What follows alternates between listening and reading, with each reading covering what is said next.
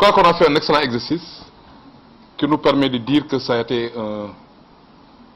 une journée à organiser.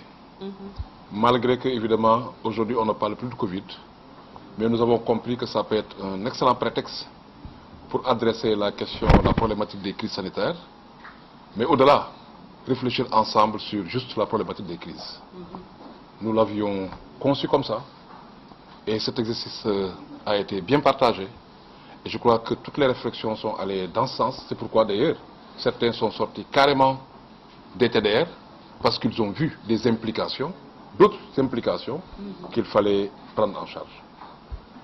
Je crois que des discussions, il est ressorti que les deux secteurs, de l'éducation comme de la santé, partagent beaucoup de défis et beaucoup d'enjeux. Quand on parle de problèmes de personnel, c'est valable et pour les enseignants et pour les professionnels de la santé. Il manque de personnel. Quand on parle de cadre de vie, cadre de travail, de plateau médical ou de plateau pédagogique, il y a des gaps qui sont constatés dans les différents secteurs. Donc, ceci fait évidemment que ça donne encore plus de pertinence à cet accompagnement entre l'éducation et la santé pour adresser certains défis. Ça, je crois que nous l'avons dit. Nous avons dit aussi que nous devons juste avoir aussi la culture de l'évaluation dans nos pays et nous devons le susciter. Une chose est de vivre une crise, mais une autre chose c'est d'apprendre d'une crise. Vivre une crise et apprendre d'une crise. Je crois que c'est des éléments essentiels. L'Assemblée nationale qui nous a fait constater cette année que le budget d'investissement a encore davantage, oui j'utilise ces deux termes, encore davantage baissé. Le budget d'investissement.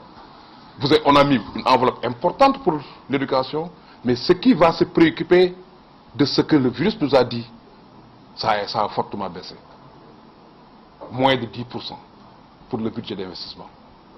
Et ce budget d'investissement qui nous permet de clôturer nos écoles, de mettre de l'eau dans les écoles, d'avoir des toilettes fonctionnelles, etc., etc. Donc ça, c'est un élément qui est essentiel. Le virus aussi nous a dit, et nous l'avons tous répété, que l'éducation, c'est pourquoi on a préféré le concept de personnel de l'éducation et personnel de la santé.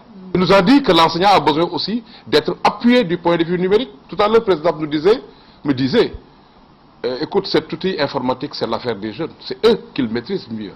C'est leur monde. Comment nous devons, nous, entrer dans leur monde pour justement les guider davantage? C'est cela, ça l'enjeu. Ce n'est pas pour que l'outil informatique ou le numérique vienne remplacer l'enseignant, non. Mais que ça reste juste un outil. Mais un outil qui doit être disponible pour tous. Pas seulement un outil pour des privilégiés ou un outil pour une certaine zone, mais comment faire pour démocratiser justement le digital et le numérique. Ça, le virus nous l'a dit. Et je ne sais pas si nous l'avons suffisamment entendu. Alors donc tout ça, le virus nous a rappelé aussi que les exigences d'interdépendance, de déconnexion, d'interconnexion entre les ODD, entre les secteurs, entre les ministères, entre les acteurs, il nous a rappelé. C'est pourquoi aussi nous saluons la présence de l'Assemblée nationale, encore une fois. Des partenaires qui sont là, des PTF, comme UNICEF, qui étaient là. Donc en réalité, le virus nous a rappelé qu'il nous faut aujourd'hui apprendre aussi à travailler en toute solidarité, en toute complémentarité, de manière très humble. C'est ça qui nous permet de faire face aux défis. Ça, il nous l'a dit.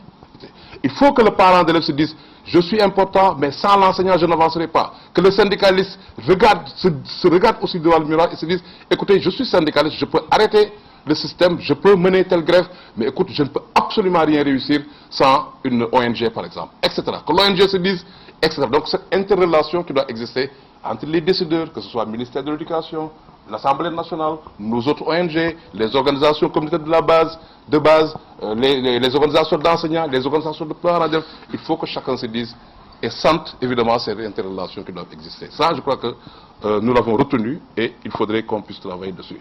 Si nous sommes dans cette perspective d'humilité, d'ouverture, d'interconnexion, ça, si nous le faisons, nous pouvons relever tous les défis et faire face à tous les défis. Voilà ce que nous avons aussi appris de cette Covid-là. Oui, nous devons être ensemble, solidairement ensemble, humblement ensemble et de manière complémentaire.